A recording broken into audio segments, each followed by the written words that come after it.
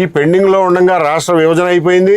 ఒకసారి తెలుగుదేశం గవర్నమెంట్ వచ్చింది, ఒకసారి జగన్మోహన్ రెడ్డి గారి గవర్నమెంట్ వచ్చింది, మళ్ళా తెలుగుదేశం గవర్నమెంట్ వచ్చింది. అయినా కానీ వీళ్ళు కోర్టుల చుట్టూ తిరుగుతానే ఉన్నారు, ఎంఆర్ఓ ఆఫీసుల చుట్టూ తిరుగుతానే ఉన్నారు, కలెక్టర్ల చుట్టూ తిరుగుతానే ఉన్నారు. ఇన్ని అర్జీలు పెట్టారు, పెద్ద పుస్తకం తయారు చేసుకున్నారు, ఇన్ని అర్జీలు పెట్టుకున్నారు, ఎవరు పలికేది లేదు. ఇది ఇట్లుంటే 2024లో ఈ గవర్నమెంట్ వచ్చిన తర్వాత ఈ అర్జీలన్నీ పెండింగ్ లో ఉండగానే 2024లో గుంటూరు కలెక్టర్ గారు ఈ 30 ఎకరాల భూమిని సిఆర్డిఏకి అత్తగారి సొమ్ము దానం చేసినట్టుగా దానం చేసేస్తాడు 1/10/2024 నాడు.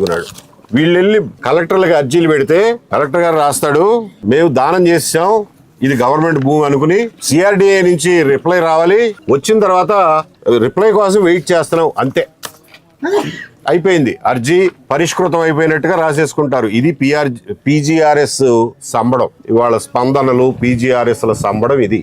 ఇంకొక ఆయన ఇట్ట పెడితే ఆయనకి కూడా ఇట్టాగే పరిష్కారం అయిపోయింది. ఏంటి, కలెక్టర్ గారు దానం చేశారు, అయిపోయింది, పరిష్కారం అయిపోయింది. నా సొమ్ము మీరు ఎత్తుకుపోయి పరిష్కారం అయిందంట పెట్టరా అంటే లేదు, దానం చేసాం, ఇది గవర్నమెంట్ భూమి, పోండి మీకు ఇష్టం వచ్చిన చోట చెప్పుకోండి. ఇది ఎప్పుడు మిత్రులారా, 2024 11వ నెల ఈ గవర్నమెంట్ వచ్చిన తర్వాతే అమరావతిని నిర్మించడానికి తిరిగి ప్రారంభించడానికి ఇక్కడ ఆస్తులు ఉన్న వాళ్ళందరి పొట్ల కొట్టి మీరు అమరావతి నిర్మిస్తారా? వాళ్ళకి సమాధానం చెప్పాల్సిన బాధ్యత లేదా మీకు? అమరావతిని నిర్మించడానికి ఆస్తి హక్కు గల వాళ్ళకి ఇవ్వాల్సిన కాంపెన్సేషన్ ఇవ్వాల్సిన బాధ్యత ప్రభుత్వానికి లేదా, సిఆర్డిఏకి లేదా, గుంటూరు కలెక్టర్ గారికి లేదా? అబ్బే ఎవ్వళ్ళు పలకట్లా. అదిగాక ఇంకొక విచిత్రం ఏంటంటే, అంతకు ముందల్లా ఈ భూముల్ని 22A1A అనే దాంట్లో పెట్టారు. 22A1A అంటే అసైన్డ్ ల్యాండ్స్ కింద పెట్టారు. బాబు, బ్రిటిష్ వాళ్ళు ఇచ్చిన అసైన్మెంట్ ల్యాండ్లు ముట్టుకోవడానికి మీకు హక్కు లేదు అని చెప్పి 575 జీవో మీరే ఇచ్చుకున్నారు, ఈ ప్రభుత్వమే ఇచ్చుకుంది. 1954కు ముందు ఇచ్చినటువంటి అసైన్డ్ ల్యాండ్ మీరు ముట్టుకోవడానికి వీల్లేదు అని మీరే ఇచ్చుకున్నారు జీవో, అది మీరే పాటించరు. ఏ అంటే అసైన్డ్ ల్యాండ్. అప్పుడు దాకా అసైన్డ్ ల్యాండ్లో ఉండదల్లా కలెక్టర్ గారు ఏం రాస్తారంటే, ఒక లెటర్ ద్వారానంట దీన్ని 22A1A నుంచి 22A1Cలోకి మార్చారంట. సి అంటే ఎండోమెంట్స్, ఇంకా తలకాయ నొప్పి. దేవాదాయ శాఖ దగ్గర నుంచి మేము ఎన్ఓసి తెచ్చుకోవాలి, వాళ్ళు చచ్చినా ఎవరు. అసలు ఏలో ఉండదు, సిలోకి ఎందుకు వెళ్ళిందో మనకు తెలీదు. మేమేమో మా ఆస్తి మాకేమంటే మహాప్రభు అంటున్నాం, అది పట్టించుకోరు. కానీ ఏ నుంచి సికి మారుస్తారు.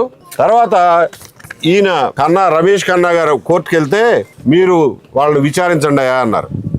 విచారించండి అంటే వాళ్ళు ఒక డేట్ ఇచ్చారు, డేట్ నాడు వెళ్ళాడు ఈయన. వెళ్ళి ఈ లెటర్ ఇచ్చి చక్కగా డ్రాఫ్ట్ చేశారు, ఎవరో లాయర్తో డ్రాఫ్ట్ చేయించుంటారు. ఇందులో ఇదిగో ఈ ఎంక్లోజర్స్ అన్నీ పెట్టామని చెప్పి ఎంక్లోజర్స్ ఇచ్చారు. ఇచ్చిన దానికి వాళ్ళు స్టాంప్ వేశారు, మాకు ముట్టినయ్యి అని. కనపడుతుంది కదా స్టాంపు, ముట్టినయ్యి అని చెప్పి స్టాంప్ వేసి ఇచ్చారు. ఇది 2వ నెలలో జరిగింది. ఎప్పుడు? 2026 ఫిబ్రవరిలో. తర్వాత మళ్ళా మార్చి 2026 తారీఖుతోని ఎండోర్స్మెంట్ ఏమిస్తారండి? ఎవరైనా మహానుభావుడు special deputy collector and competent authority Krishnayapalem, Navaluru 1 and 2 units ఏమని ఇచ్చాడంటే ఎండోర్స్మెంట్, నేను చదువుతాను వినండి. కానీ సంబంధిత దస్తావేజులు మరి ఏ ఇతర ఆధారాలు జతపరిచి ఉండలేదు. ఇంతకంటే అబద్ధం, ఇంతకంటే బూత్ ఇంకేమైనా ఉంటుందా పరిపాలనలో? నేను కాగితాలు ఇచ్చానని చెప్పి నువ్వు స్టాంప్ వేసి ఇచ్చినోడివి, మళ్ళా మీరు ఏ దరఖాస్తులు దస్తావేజులు ఇవ్వలేదని చెప్పి. కాంపిటెంట్ అథారిటీ అంటే ఏంటి? కాంపిటెంట్ అథారిటీ అంటే అబద్ధాలు ఆడే అథారిటీయా? ఇది వాళ్ళు ఇచ్చిన ఎండోర్స్మెంట్. మాకేం కాగితాలు ఇవ్వలేదు పొమ్మంటాడు ఆయన. ఇప్పుడు ఆ 200 గజాల కోసం హైకోర్టుకి వెళ్ళాలంట, ఈయన అబద్ధం ఆడాడు అని చెప్పి నిరూపించడానికి.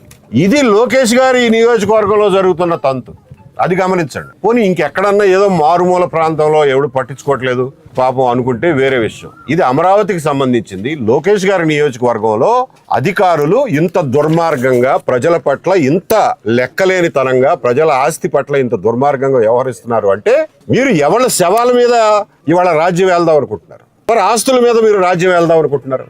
2024 నుంచి కాళ్ళు అరిగేలాగా తిరుగుతున్నాం మీ గవర్నమెంట్ వచ్చిన తర్వాత. ఇప్పుడు దాకా మీకు తీరిక లేదు. వాళ్ళు వచ్చి 2-3 సార్లు మాకు చెప్తే, అయ్యా మీరు బాధితులు సిద్ధపడితే మేము వస్తాం, అంతే తప్ప మే అంతటా మేము వచ్చి అక్కడ డప్పు కొడడానికి రాము.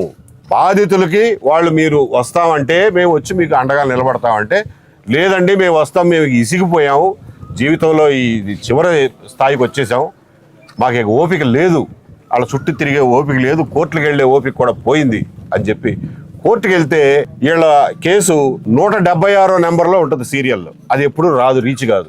ప్రతిసారి లాయర్ గారికి డబ్బులు ఇవ్వాలి. ఎన్ని రోజులు తిరుగుతారు అసలు? ఎంత డబ్బు ఖర్చు పెట్టాలి? ఎందుకు పెట్టాలి చెప్పండి? అసలు నా ఆస్తి ఎవడో ఎత్తుకుపోయి అది మళ్ళీ వెనక్కి తెచ్చుకోవడానికి నేను మళ్ళీ డబ్బులు ఖర్చు పెట్టుకోవాలా? ఇదే నా న్యాయం? ఇదా పరిపాలన అంటే? మాకు ఓపిక అయిపోయింది, మీరు రండి అని అంటే సరే వస్తామండి అని 18వ తారీఖుని వాళ్ళు డేట్ పెట్టుకుని నిన్న వీళ్ళందరికీ తెలియటం కోసం అని చెప్పి ఫేస్బుక్లో పోస్ట్ చేసాం. అమరావతి వస్తున్నాము, నవలూరులో ఇట్లా సమస్య ఉంది అని చెప్పి పెట్టాం. పెట్టిన కాడి నుంచి మొదలైంది తమాషా, అసలు డ్రామా. రాత్రి 9-10 గంటల కాడి నుంచి వీళ్ళని నిద్ర లేకుండా చేశారు. ఏంటంటే మీరు ఎవరు మీటింగ్ పెట్టొద్దు, మేము సాల్వ్ చేస్తాం. ఇదిగో డిప్యూటీ కలెక్టర్ గారు లెటర్ ఆల్రెడీ రాసేశారు, 12వ తారీఖునే రాసేశారు. మేము మీ సమస్యని సాల్వ్ చేస్తాం, ఎమ్మెల్యే గారి దగ్గరికి తీసుకెళ్తాం, లోకేష్ గారి దగ్గరికి తీసుకెళ్తాం అని చెప్పి ఇక్కడ ఉన్న జెడ్పీటీసీలు అధికారులు అందరూ వీళ్ళని రాత్రి నుంచి నిద్ర లేకుండా చేశారు. వీళ్ళు మొత్తానికి కొంతమంది వద్దనుకున్నా, కొంతమంది అయితే వీళ్ళ గ్రామంలో ఎంతమంది వచ్చారో మీరు చూస్తారు. ఇక్కడ ఎఫెక్ట్ అయిన వాళ్ళు దాదాపు 1000 మంది ఉంటారు, ఆడ మగ పిల్ల జల్ల కలిపి. అందులో కొంతమంది వచ్చారు. మళ్ళా ఈ నాయకులు ఈ అధికారులు అంటారంట, లేదు మీ సమస్యను సాల్వ్ చేసి లోకేష్ గారికి చిత్రపటానికి పాలాభిషేకం చేద్దామని అంటారట. నేను కిందసారి కూడా చెప్పా, మా ఆస్తి దొబ్బేసి మేము కాళ్ళు అరిగేలాగా చెప్పులు అరిగేలాగా తిరిగితే ఏ హైకోర్టు మొట్టికాయ వేసిందని చెప్పి దిక్కులేక మా ఆస్తి మాకు అప్పచెప్పి మళ్ళీ మీకు క్షీరాభిషేకం చేయమంటారా? లోకేష్ గారు ఓట్లతో 90,000 మెజారిటీ ఓట్లతో మీకు ఓట్ల అభిషేకం చేశారు ప్రజలు. రోజు నోట్ల అభిషేకం చేసుకుంటానే ఉన్నారు. మళ్ళీ పాలాభిషేకానికి పాల ఫ్యాక్టరీలకి అంత కరువాసిపోయారా మీరు? మీకు పాలాభిషేకం కావాలా? మా ఆస్తి తొక్కిపట్టి మీరు 2 ఏళ్ల నుంచి మీరు వచ్చిన తర్వాత కూడా తిప్పి చంపి ఇవాళ మీకు క్షీరాభిషేకం పాలాభిషేకాలు చేయాలా? మీ ఫోటోలకి సిగ్గుపడాలి ఈ పరిపాలనా వ్యవస్థ. రాష్ట్ర వ్యాప్తంగా ఉన్నటువంటి 22A బాధితులు తెలుసుకోవాల్సింది ఇదే. మనం పోరాడితే తప్ప మన ఆస్తి ఇళ్ళు మనకి ఇవ్వరు, ఇట్టాగే ఏడిపిస్తారు. పోరాడడం తప్ప ఇంకొక మార్గం లేదు. నిన్న తెలంగాణ రెవెన్యూ మంత్రి గారు పొంగులేటి శ్రీనివాసరెడ్డి గారు తప్పైపోయింది 22Aలో పెట్టడం, సారీ, అవన్నీ మా అంతటా మేము స్వచ్ఛందంగా వెనక్కి తిరిగి ఇచ్చేస్తున్నాం అని చెప్పి నిన్న రెవెన్యూ మంత్రి గారు స్పష్టమైన ప్రకటన ఇచ్చారు తెలంగాణలో. ఆ మాత్రం సోయి లేదా ఆంధ్రప్రదేశ్ ప్రభుత్వానికి? మేము 6 నెలల నుంచి జిల్లాకి వెళ్ళి రోల్ బ్యాక్ చేయండి, లేకపోతే మీరు అది తప్ప ఇంకొకటి చేయలేరు, మీ చేతుల్లో లేదు. మీ మాట మీ మాట వినే తహసీల్దార్ వాళ్ళ స్టేట్లో లేడు. మీ మాట వీఆర్ఓలే వినరు, తహసీల్దారులు వినరు, కలెక్టర్లు వినరు. బట్ రోల్ బ్యాక్ చేయండి, మీదేమన్నా నిజమైన భూమి ఉంటే నోటీస్ ఇచ్చి తీసుకోండి అని చెప్పి నెత్తి నోరు మొదలుకొని చెప్తున్నాం. ప్రభుత్వానికి చెవికి ఎక్కట్లా. పోరాడితే తప్ప ఈ ప్రభుత్వానికి వినపడదు. ఇవాళ ప్రజలందరూ జమ అవుతున్నారు, ఈ పోరాటం చేస్తారు అనుకుంటే ఇవాళ వీళ్ళ ప్లాట్ల మీదుగా N3 రోడ్డు వేసుకుంటా పోతున్నారు. ఇక్కడ ప్లాట్లు ఉన్నాయి బాబు, మా సంగతి ఏంటి అని అంటే అసలు ఇది మీరు మా లెక్కలోనే, మా ప్రభుత్వ లెక్కల్లోనే లేరు. మీకు అసలు ఈ ఆస్తి చెందదు, ఇది ప్రభుత్వం ఆస్తి. కాబట్టి మీకు సమాధానం చెప్పాల్సిన పని లేదు, మీకు కాంపెన్సేషన్ ఇవ్వాల్సిన పని లేదు, మీ దిక్కున్న చోట చెప్పుకోండి పోండి అని చెప్పి చూశారు కదా, రోడ్డు వేసుకుంటూ దంచుకుంటా వెళ్ళిపోతున్నారు. ఇవాళ రోడ్డు ఆపమంటే అమరావతి పనులు ఆపామని చెప్పి మమ్మల్ని బ్లేమ్ చేస్తారు. అందుకని చెప్పి మీడియా సమక్షంలో, మీడియా ముఖంగా, పత్రికా ముఖంగా ప్రజలకి, అమరావతి అధికారులకి, గుంటూరు కలెక్టర్ గారికి, నారా లోకేష్ గారికి, ఈ ప్రభుత్వానికి తెలియజెప్పదలుచుకున్నా, మీరు ఎంత అన్యాయం చేస్తున్నారో చూసుకోండి. కడుపు మండినాడు మమ్మల్ని ఏం చేయమంటారో చెప్పండి.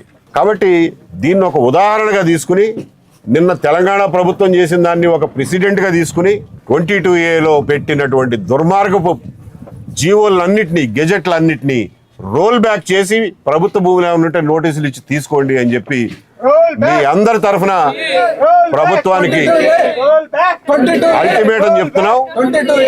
కాబట్టి ఈ విషయంలో త్వరగా నిర్ణయం తీసుకోవాల్సిందని చెప్పి కోరుతున్నాం. గుంటూరు కలెక్టర్ గారు సాయంత్రం 4 గంటలకు టైం ఇచ్చారు. నిన్న సాయంత్రం నుంచి అడిగితే ఇవాళ సాయంత్రం 4 గంటలకు రమ్మన్నారు. ఈ గ్రామస్తులందరినీ తీసుకుని, ఈ కాగితాలన్నీ తీసుకుని గుంటూరు కలెక్టర్ గారి దగ్గర 4ంటికి వెళ్తాం. ఆయన ఏం చెప్తారో సమాధానం వింటాం. ఒకవేళ ఆయన చెప్పే సమాధానం కనుక సంతృప్తికరంగా లేకపోయినా, సమంజసంగా లేకపోయినా ఈ పోరాటం ఆగదు. దీన్ని ఎక్కడ దాకా తీసుకెళ్లాలో అక్కడ దాకా తీసుకెళ్తామని చెప్పి తెలియజేస్తున్నాను. Thank you.